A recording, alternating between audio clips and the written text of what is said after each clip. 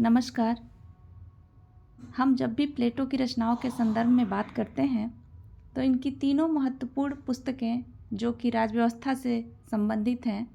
Republic, statesman और लाज, इन तीनों के विचारों में हमें अंतर दिखाई देता है। प्लेटो ने जो सबसे पहली रचना की वो रिपब्लिक थी और रिपब्लिक में उन्होंने एक आदर्श राज्य की कल्पना की।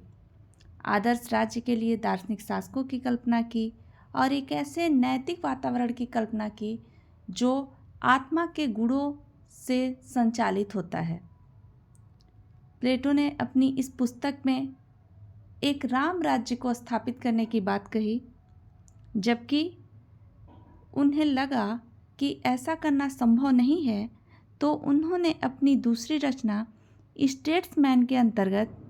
अपने विचारों में परिवर्तन लाते हुए एक मिश्रित राज्य की व्यवस्था की बात कही जो राजनयिकों के द्वारा संचालित किए जाते थे।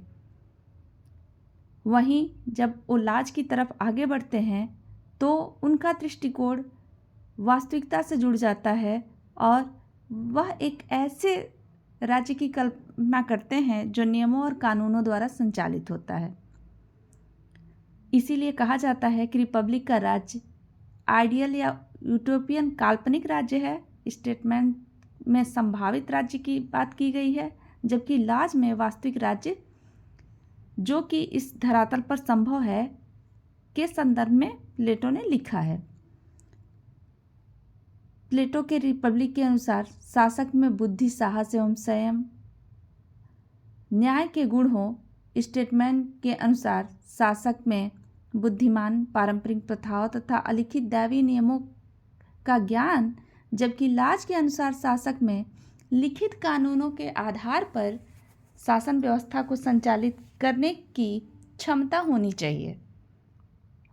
इस आधार पर हम यह देखते हैं कि जहाँ एक तरफ प्लेटो ने अपने दर्शन की शुरुआत कल्पनाओं के लोक से किया, वहीं जितना ही वह उन कल्पनाओं को खंगालते गए या देखते गए तो उन्हें यह महसूस हुआ